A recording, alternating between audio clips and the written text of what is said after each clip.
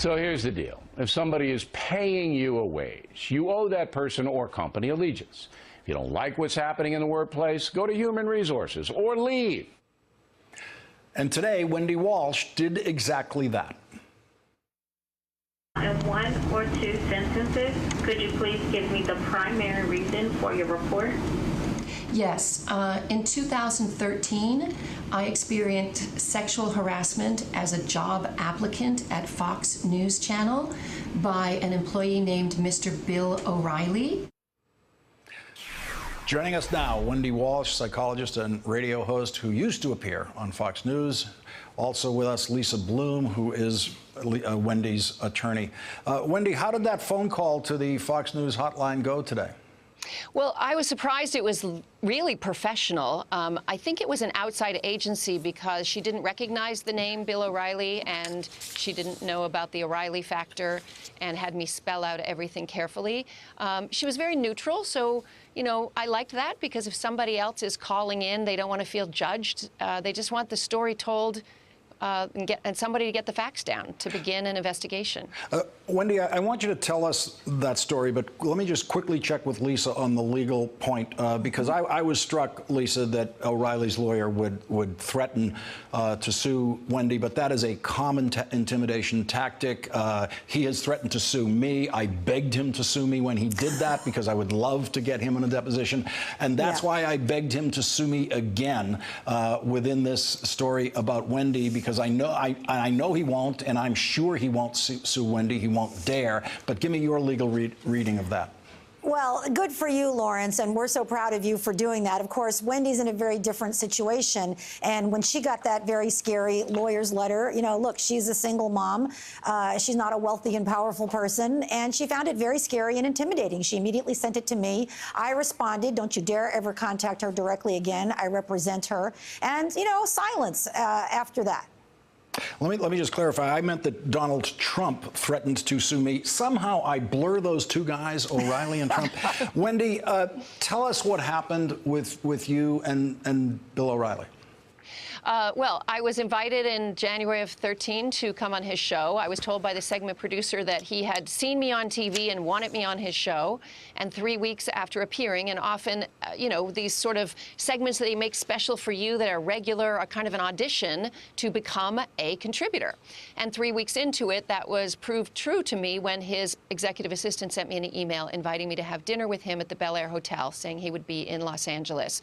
I was really excited because I wanted to talk about my career prospects at Fox News. And I didn't have to bring them up because at the beginning of the dinner, he brought it up, telling me that Roger Ailes, I'm sorry, I didn't even know who Roger Ailes was at that point, was a friend of his, and the two of them would like to sign off on me as a contributor, a paid contributor. And then we talked about everything else during the dinner. I'm a relationship expert, a psychologist. People confide to me in all kinds of things, and I will leave all that conversation to private, and is this not relevant here? And then at the end of the dinner, he said, let's get out of here. So I assumed we were going to the bar to finish a conversation about my career prospects. And when we walked past the hostess stand, I turned left towards the bar. He turned right towards the suites, the rooms. And we didn't even realize we were walking away from each other until a moment later we turned, and it was kind of awkward. And I said, I think the bar's this way. And he said, no, come on, come back to my suite. And I said, I'm sorry, I can't do that. And he said, what, do you think I'm going to attack you or something? And I said, you know, trying to save, I don't want the big boss mad at me. So I just said, Bill, you know, we're both raising teenage girls. I think it's important that we model good choices.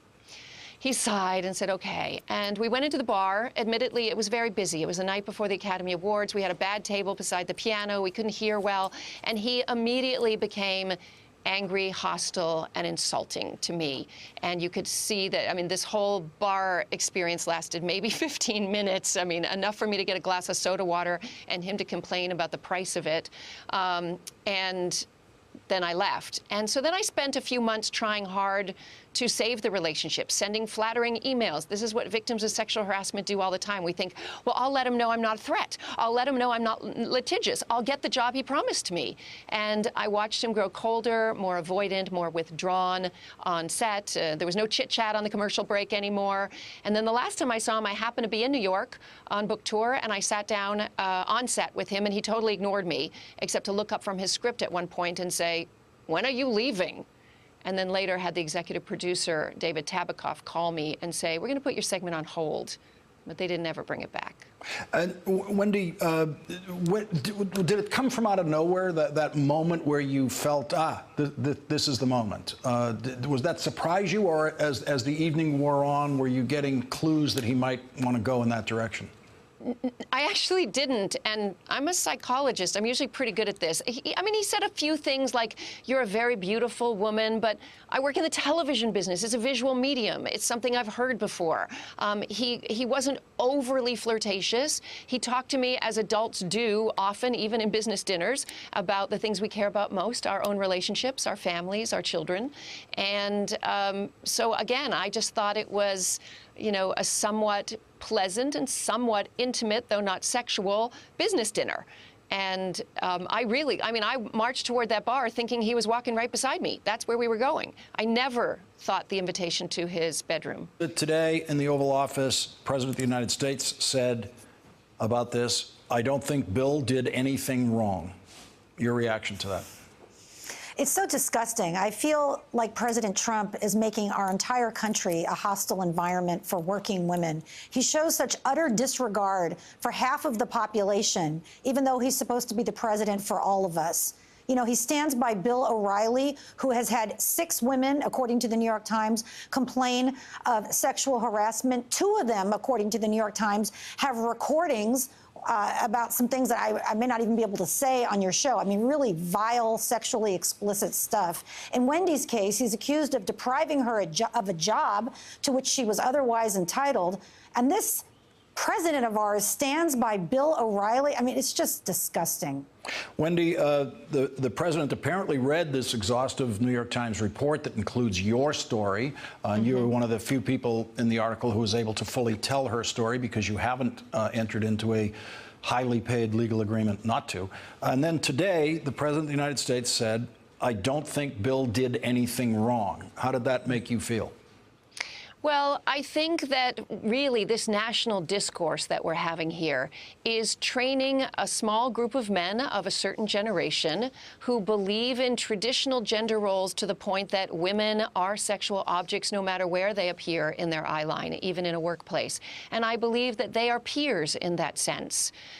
So that's...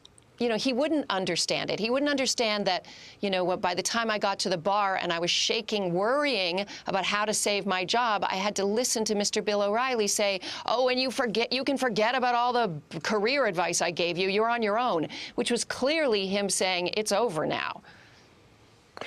Wendy Walsh, thank you very much for joining us tonight. You. And I really admire the way you've handled yourself through this and that decision to tell the New York Times the story. And as you've said publicly already, because